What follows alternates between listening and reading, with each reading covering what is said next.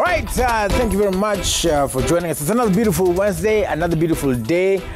Cold though if you're in Nairobi, but still, we must move on. And it was a very interesting discussion. In fact, we're just talking with my guest. I'm going to introduce her in a moment that preceded this with Emilia. But today, being Wednesday, we always talk about health and lifestyle. A part of lifestyle, a critical element is personal development. And, you know, I want to say, first of all, let me introduce her, and I'll say much more about her. Karibu sana. Asante. Ladies and gentlemen, Regina Ray. Hey! Where do I wave? Yeah. Yeah, you get a wave. You get a wave. Everybody gets I'm talking to you. Yes. It's so good to see you. So good to be here. Yes. I'm a little bit nervous, It's but okay. I'm excited. Yeah, it's okay. It's good. It's good. If you're not nervous, then you won't. We get nervous too. So it's all good. So let me first of all say, so when I've interacted with Regina, every time I interact with you, you're always correcting something about. No, it's in a good way. Not correcting. What's the word? Helping. Adjusting. So, fine-tuning. Yes. So whether it is when I was shaking your hand, you're telling me no. Eye contact. Stand up straight. Even now we were taking a picture like, you know, my posture. Yes. So tell the people a little bit about what you do. Okay, so do we have 3 hours? Yeah. Since we don't, right. I'll just cap it. In a nutshell, I tell myself as a fun, fierce, and frank, creative and performing artist, passionate about sharing what I know. What I know, I like to share. Right. You don't want to keep things to yourself. That's right. But then I realized, so how do I package this? So I come from the creative and performing arts space. So I'm an inspired creative and performing artist. We'll talk more about that later. But because I enjoy sharing what I know, I decided to package myself. Over the years, I have grown. And so I packaged myself as a personal growth and development coach and trainer, because under that umbrella, so much of what I know falls. So much of my experience, my learning, my interaction falls under personal growth and development. Right. But my focus is on effective communication. So under that umbrella is effective communication. And in that vein, I have a few pillars. Okay. I created a program about 11 years ago. Okay. Having taught for many years, more years than I care to imagine, about 30 plus years in just sharing what I know. Yeah. About 11 years ago, I said, okay, I need to reboot and package myself so that what I offer is recognizable and it's marketable. So I created Regina Ray Pep Talk, which is... So PEP is spelled... PEP or is an acronym. P-E-P-P, right. But it's an acronym. I love language. Right. And so it's a play on words. Pep Talk is an acronym for public speaking, presentation, and the performing arts, because I'm a performing artist. Okay. And we have E, which is emotional intelligence and etiquette matters. Then the other P is personal branding. And then the last P is personality profiling. And our contention is that all of those pillars are different types of communication. And so my focus is to help high achievers, because, you know, one may ask, oh, who's your program for? It's for high achievers who are up to something, on their way somewhere, coming from somewhere, making strides in their area of skill and expertise.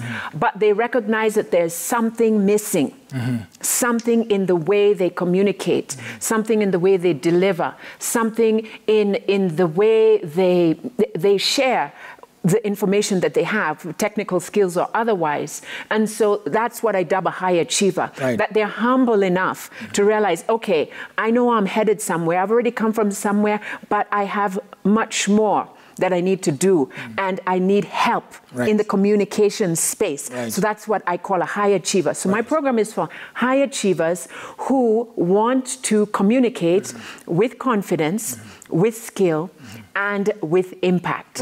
And the program's tagline is discover, refine, transform. Why I say discover, because even though I don't really talk about it much on my logo, there is an element of self-awareness. that comes with this program. So we help unpack self. So discover and then refine. I deal with adults and children and teenagers and college-going students, but you realize that you already come, like if you come to take the program, you have so many skills and expertise in your area of, in your field. And so when we're talking about refinement, we're not really starting from scratch. We are just fine-tuning, as I mentioned earlier on. We are polishing, we are chiseling, and that's where the refinement comes from. And then the final word in the tagline, transform. It is the prayer of this program that, or my prayer, running the program, that this training will be transformative so that you then can go out there and have the kind of impact that you choose to have in your area of expertise. So in a nutshell, that's what Pep Talk is, and a little bit about me. Although I will say, aside from being a creative and performing artist, I also come from the mediation space. So dispute and conflict resolution are part of the offerings in this package. I also come from a counseling psychology space. So I use the counseling skills. I'm not an official counselor. I don't have counseling marked on my door, but I use the skills, because once you develop skills, they don't go. You have to use them. You use them. And so I use them in my training. Okay. So if you, I have a question, because again, just back on the way we met in terms of what they're adjusting, do you find yourself when you are, like you said, high achievers, when you're sitting down watching the news or watching people speak, you're at a function or you meet a person, can you immediately tell things that are, off about them, especially if they're already, let's say, if they're communicating. I remember the most common one, and please don't come for me because I know they're just down the road, Mr. Riggy G, the deputy president. Everybody was like, oh, he's dressed funny. But if you realize, and this is just my observation, they almost speak the same way in terms of him, not verbally, but the hands and the intonations. They who? That's the president and the deputy. So it's like wamenda shule moja. So can you recognize, like, from just meeting somebody, the way they walk, the way they talk, is that something that easily jumps up for you? I won't say easily. It's been a process. I will answer that question in one word, yes. I can tell. And I will now add to that when we're talking about effective communication, we're not just talking about the art of speaking. There are 3 communication signals that form the basis of this program and the basis of any communication, which sometimes we think about and oftentimes we don't.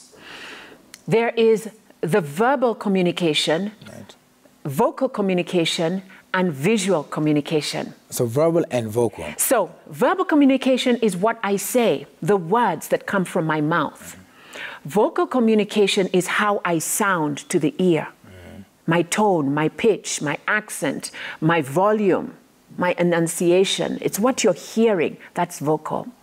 Then there's visual communication. Visual is non-verbal communication, what we see. And interestingly, if we were to do a poll and ask the audience, if you want to impact thought, decision, the emotions, and you can probably just send it out there to your audience. Which communication signal of the 3 constitutes the highest percentage and which constitutes the lowest percentage? And what do you think, what would be the answer to that? Well, there was a survey that's done, so don't take my word from it. You can Google this. There was a survey done many years ago by, I believe his name is Albert Marabian, a counselor. Yeah, he's a counseling psychologist and also a trainer, professor. But I stand to be corrected on the details. And he did a research study to ask, the same question. And what did they find out? That when you're trying to impress upon your audience, whether you're doing a one-on-one like this, or you're talking to a group, or even at home, what percentage constitutes the highest, verbal, visual, or vocal? And it turns out that what I say, so what you say to your child, Right. Right. saying verbally, only constitutes 7% What? of the impact that you have Right. on this person, Right. according to this research study. So it's 7%. 7%. And how you sound, how you come across vocally, constitutes 38%. And so therefore, the communication signals that speaks the loudest and communicates stronger than any of the 3 V's is your non-verbal communication. Wow. How you appear, how you sound. When we're on online meetings, how does our set look? How does this set look? It's got to be very deliberate. And so to answer that question, yes, you can see 2 people speaking and you can watch and read signals, and instinctively, all of us are gifted in the skill of reading body language. What is your body saying? What we probably are not too aware of is how to articulate what we're reading. And so you'll find comments like, you go to a group, you're meeting people for the first time, and the person you're walking with says, I don't like that person. And you're like, why? I don't know. It's just something. I just don't like them. Right. This person is really saying, I've read something about this person that is their body language is not right. So it doesn't matter if they're speaking eloquently or they have, the words that come from their mouth sound so sweet. Other signs and signals are telling a different story. And we, from time immemorial, we've been reading body language. When you're trying to date somebody or, pick up a girl or a guy, ladies send body language. Gentlemen send body language. Even by the way you sit, how you cross your legs, your posture, all of that, those are all nonverbals. Right. So yes, indeed. And so it behooves all of us. If we want to become effective in our communication, we need to start reading body language a little bit more. And also, because that makes sense, because I know, like, for example, for myself, you mentioned what you say to your child. You could say no, or you could say no, but if you say no, and use your hand, yes, then when you do this, they know, oh, okay. Yes. I might understand what you're saying, but this must mean, in his face, it looks like this is bad. Yes. Than just saying no. Exactly. And let me give you another tip. Right. Another example based on that. Right. Even as adults, how we use our gestures. Gestures is how you use your hands. Sometimes your face, but that's mainly facial expression, but mainly how you gesticulate, how you use your hands to communicate. And we communicate loud and strong messages even with our hands. Like you just did something. When you're speaking to a child and you're saying no, or you're saying, to a grade school child, you go from here to there. You're pointing, you're using this finger, which sends a message of authority. And it's almost dictatorial. But for young children, right, they need that guidance because they don't know otherwise. But you cannot use the same body language to adults. If you use this type of body language, you go there, you're in a conference, and you're trying to guide people on where you want them to go. You can't say, okay, now audience, you go there. Mm-hmm. This will come off as dictatorial to adults. Mm-hmm. So you want to use open posture.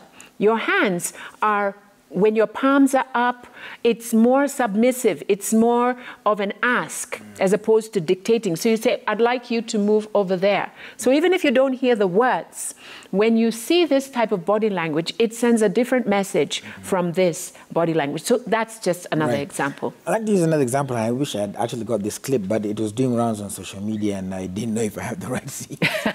But it was the king, Eliud Kipchoge. I had an interview after he had... he came number 6, right? So a journalist asked him, I think, why did you refuse to talk to journalists after the race? And, Eliud is he came off very calm. He's like, no, you're lying. You are lying. And he's like, who did I refuse to talk to? oh no, it's not that. No. Who did I refuse to talk to? Who has a question? You know, other people, I've seen basketballs, they lose their cool. So in terms of, is that what you mean when you say the vocal? Because it wasn't like saying, no, you're wrong. The people would say that, but it was just calm and say, no, who did I refuse to talk to? Okay, I didn't watch the clip, but just from that description, what I said, yeah. What I'll say is, Eliud was dealing on a deeper level. So part of effective communication is what we call emotional quotient. Right. EQ. Right. And it seemed to me that he has mastered the skill of self-management. So EQ is divided into, it has like 4 capabilities. And under those capabilities, there are different topics, subtopics. Right. So you've got self-awareness as one capability of emotional intelligence. You have got self-management. You have got social management, social skill, and social awareness. And so it's very clear that Eliud understands the art of composing, self-management. That was the skill that he was using. Because he was almost being attacked, you know, the way you journalists like to, and you just want to get a response right there and then. Right. Never mind that the guy is flustered, he's just come off. And yes, you want to get him in that emotive state, but he went back into the emotional quotient capability of self-management. And he processed, first of all, so it tells me something about his temperament. He processed what the interviewer was saying, which is a temperament thing, but it's also part of using listening skills.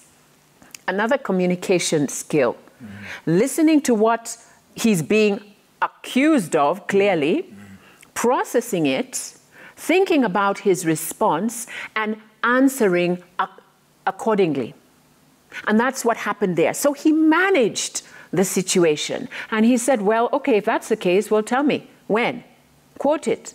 And this is what happens so often. When we are being accused or told we did this, that, or the other, we fly off the handle. We don't manage our emotions. And that is an important skill to learn.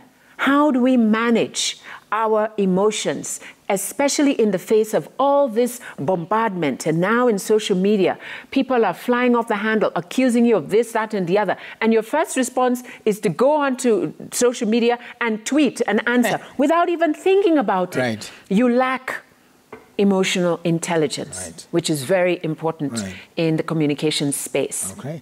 So if you go through something you've talked about, which is, I want you to help us explain, which is, what is etiquette enhancement? Etiquette enhancement. Okay, that's a term that I use in my program, just so that I could get the E in there in Pep Talk, quite frankly. Right. Etiquette and emotional intelligence. So, as I mentioned, etiquette is part of communication. And so we want to ask ourselves then, what is etiquette? And the myth and misconception about etiquette is that it's for a select few people out there. Not you, not me. Well, maybe you, because you're on TV all the time, so they might think it's... But it is more than just for a select group of people. Etiquette, by definition, is a term that we use for communicating our social awareness, you know? It is personal behavior. Right. It is how we behave when we are in a particular setting like this. It is about building relationships. It's very relational. It has to do with, you know, conventional rules, for example, of personal behavior in polite society. Conventional rules, personal behavior, polite society. So conventional rules, well, what are those? Everywhere that you go, in every system, in every fraternity, there are certain rules that are set that govern There are norms and guidelines that govern how we ought to behave. Even coming here, I was, led to the reception and I was asked to wait. Then I was guided to another room. Then we came into studio and I was in the studio for a bit and I was told, you have to keep your phone on silent. You have to do this. So there's rules and regulations for everyone, whether it's the police force, the hospitals, schools, you name it, the airport, there are rules and regulations that govern how we ought to behave. That's what we call convention. And so we cannot say that etiquette is only for a select few. When it talks about personal behavior is those rules, those manners we learned from the time we were little. Don't do this, don't do that. Say yes, please. Say no, thank you. Say, even, for example, and I like using this example, when a little baby is suckling his mother's breast and they nip a little bit too hard, they bite, and then the mother's like, oh, no, don't do that. You see, immediately you're teaching the baby something, that is not acceptable behavior. You can't keep on doing that, So from the time we were born, we are learning how we ought to behave in society so that we can be functional. And so when we're talking about society then, it's everyone, where we live, where we engage. And so there is an element of, if you want to relate with others effectively, it behooves you to know the norms, the guidelines, the rules and regulations that will assist you build better relationships and relate effectively with the next person. Right. So that's what etiquette is. All right. So in a nutshell. So it also has. Does etiquette also have, of course, one of the biggest things people say is, dress the way you want to be addressed. Is that part of it? I think is grooming part of it. Okay. Right. So we've got grooming, which is your hair, your makeup, or that's a beauty part of grooming, but also showering, making sure you're clean, and also making sure that your clothes are not ripped, although, that's fashionable now, but that's deliberate. Right. So I'm talking about, just dirty clothes and stuff like that. That has to do with your grooming and your person, right? And again, it's part of your personal behavior. How do you come across? When you're talking about your body language, how to behave and not behave, that's also part of, and it's a non-verbal communication. Remember we said the visual, is 55% of the communication signals that we send. So what is that 55%? What does it constitute? My gestures, my facial expression, my deportment, and certainly how I'm groomed and how I dress. So if you want to communicate a certain message in a certain fraternity, in a certain crowd, you need to know something about that crowd and manipulate the situation, the subject, so that you appeal to, and especially those who you want to impress, those whom you want to listen to your message, those who you want to maybe change their point of view. You need to know something about what their expectation is, about how they operate, so that you can be in alignment. We're not saying go off your brand or be different from who you are as a person. Right. But guess what? Every time you see somebody and you engage with somebody, you're being judged. You're being judged. Whether it's for a job, a friendship, a life partner, you name it, you're being judged. So if you're going to be judged anyway, why can't you be more intentional? When we're talking about personal branding, there's an element of intentionality when we are talking about building your brand. Right. So yes, if you're asked to come to a certain function dressed a certain way, everybody wear black and a touch of yellow, and you show up in red and white, it shows that you could give two hoots, right, not only about the guest, the person that's invited you, but also about yourself. Right. You are showing how you value. Every time you show up, wherever you show up, you are sending loud and clear messages about how you value yourself and others. Remember that. So if you choose to show up in red and white, when you were asked to come in black and a touch of canary, then you are showing your host that I really don't care about you.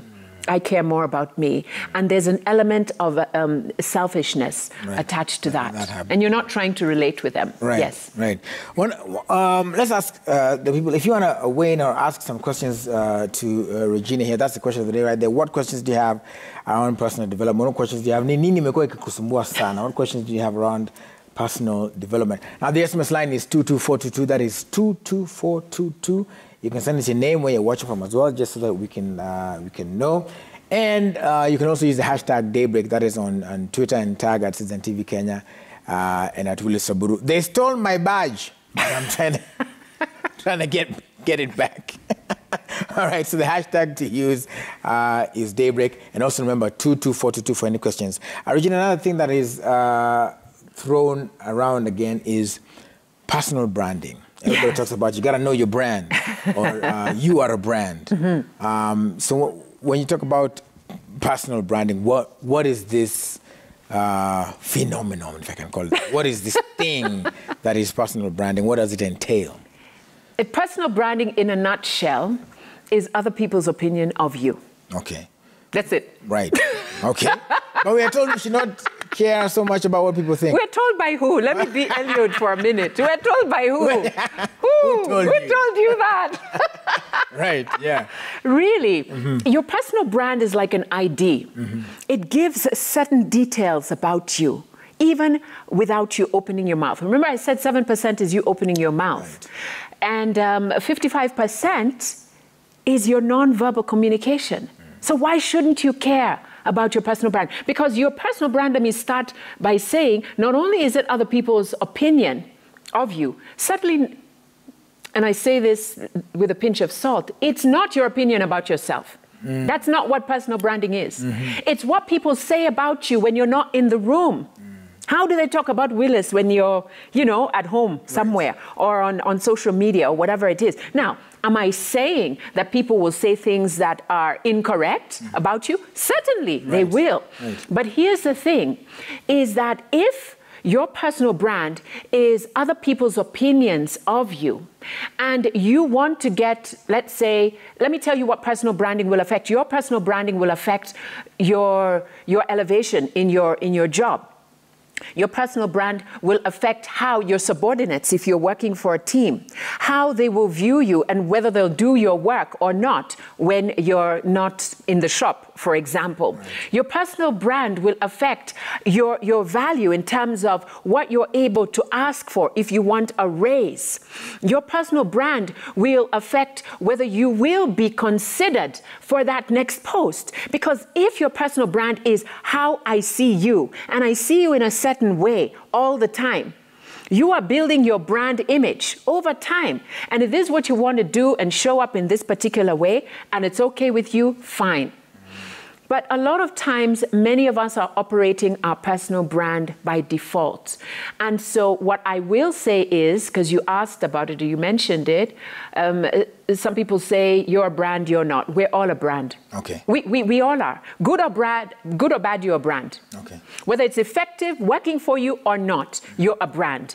Whether you like your brand image or not, you're a brand. Because it's the way people view you. So if you're the kind of person that you hear people talking about, that person is a very negative person, leave that person alone, they're very negative, and you keep on hearing that type of talk about you, then that's the message you're sending, whether you mean to send it or not. Many of us are operating our brand image by default and not by design. And if we want to impact our audience, our society, the people who come into our space in a particular way, then you need to show up in a certain way. I'll give you an example. I am reminded of the former president of the US, Barack Obama, right, when he used to show up, wherever he used to show up with his sleeves pulled up and no tie, which, a lot of people who are vying for political office are wearing a suit and tie. He would always have rolled up sleeves.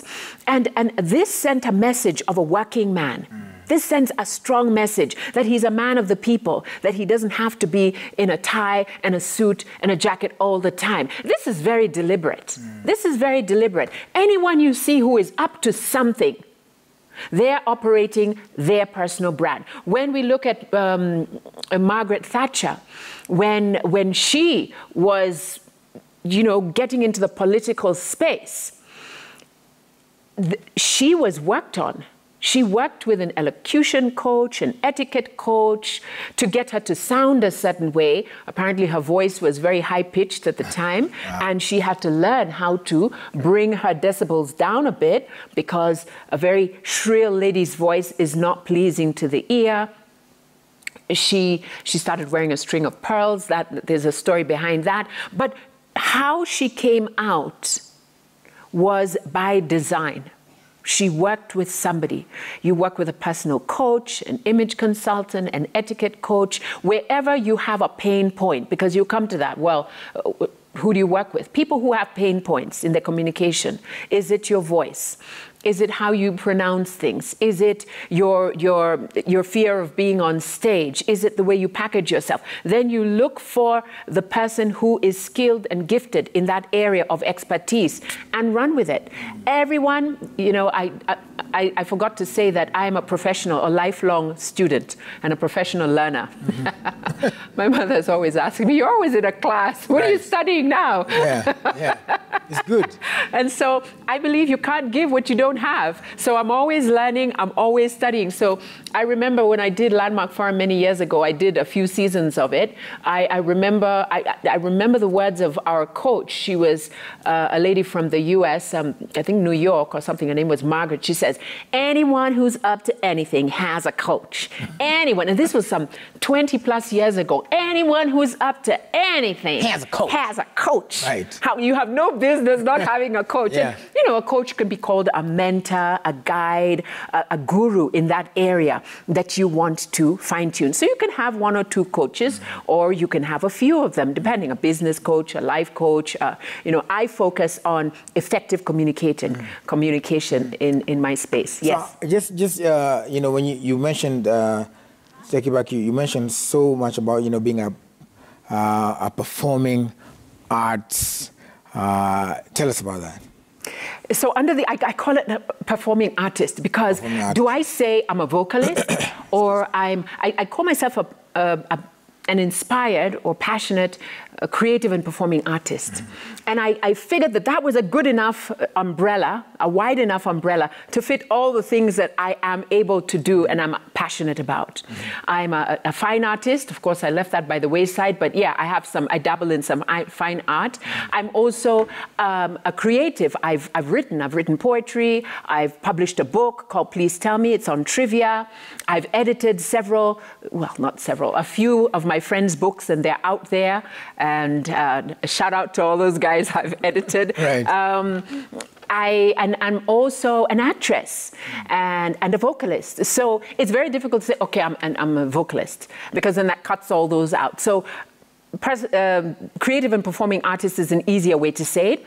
But depending on the time and the season, I'm either singing or acting or painting or writing or all of the above. Right. So in the recent past, I've just completed being a judge on one of our local TV stations for talent, because I have the eye of being able to see what others are not seeing. So I was called in as a guest judge on a talent search, and I enjoyed my time there. So I did about 4 weeks of that. And for the past 6 months, I have been in production as an actress in a local television show that is now airing. All right. Yeah. So that's quite a lot. Yeah. Good stuff. Always learning, always putting yourself out there. That's really great. Yeah. So for someone who's watching and wants, what would be like beginner's guide towards enhancing your personal brand or towards developing yourself? Like, what would be the basics that you would give them? The beginner's guide? Beginner's guide is come to Regina Ray Pep Talk. And we'll talk in depth. I do one-on-one coaching and group sessions. But anyway, that's just on a light note. Not quite, it was a plug. But is, first of all, as I mentioned, this program is for high achievers. And it's not everyone who needs my program thinks that they need it. or want it. And therefore, we have to start from a little bit of humility first. Do you see something about yourself that needs to be worked on? And be vulnerable enough to say, you know what? This thing is not working for me. I need to find some help. And so the beginner's guide is first acknowledgement, humility, vulnerability. Those are, again, part of self-awareness, right. EQ. Right. So understanding of self is number one in anything that we do. And so that would be the number one tip. There are a lot of self-awareness, personality, temperament tests that you can do even for free online. And so learn who you are as a person. Once you understand who you are, we need to go to, well, what do I want and what do I need? Where is my pain point? What is the struggle? What am I challenged with? You see? And so once you have your finger on at least one or two things that you think you're struggling with, then you look for the help, either by listening to podcasts, watching shows such as yourself, reading, joining a readers club. I'm part of a book club called Readers and Leaders under the umbrella of League of Young Professionals. That's another plug. Shout out. And so join a club, a fraternity, a body of people that do what it is that you're looking to do. If you want to do it on a personal level, like executive coaching or personalized coaching, then you can look for those people that you think you connect with. They have the skill set and experience that you want and need to get you to the next level. That's what I'll say in a nutshell. All right, awesome. Now, of course, because of time, we'll just allow you to say if the people want to reach you on the social medias, where can they, what are the handles? The handles are Instagram, simply Regina Ray Pep Talk, all one word, all lowercase. Pep Talk is spelled with 2 P's on the end, P-E-P-P, Talk. And then Facebook, all caps, Pep Talk, P-E-P-P, Talk. Or you can just give me a call, holla. I mean, you know, should I give my number? Yeah, go ahead. +254, those from the diaspora. Right. 722-563432. Holla, I'll be happy to speak with you. One more time. The number one more time. +254. +254-722-563432. All right. Well, thank you so much. I know, you know, it's a wide topic, and you've been able to crystallize it. So thank you so much for that. And like you said, you can reach out to her, find that person. I like that. If you're up to something, you must have a coach, a mentor, someone that you're talking to or looking up to, who's been where you've been or is where you're supposed to be. So make sure you do reach out to Regina, or like she said, somebody who you're comfortable with. And I know that this has helped you. In case you're joining at the tail end, you can go check it out on YouTube. The link will be up in a few, and then you can try to see what it was all about and how you can get that help you require. Talk to somebody, all right? Right, that's all the time we had. Tonight, Arsenal is playing Manchester City. If Arsenal loses the game tonight, it is over. It is absolutely over. Yes. It is gone. So if you have an Arsenal friend, like I know I'll be checking on Ayub, Vincent Tateya, Jamila Mohammed, I'll be checking and Timotunga here, and Shatter Boy, I'll be checking y'all. Nawapenda sana, musije mukaanguka. Itakuwa poa tena sana. Asanteni sana.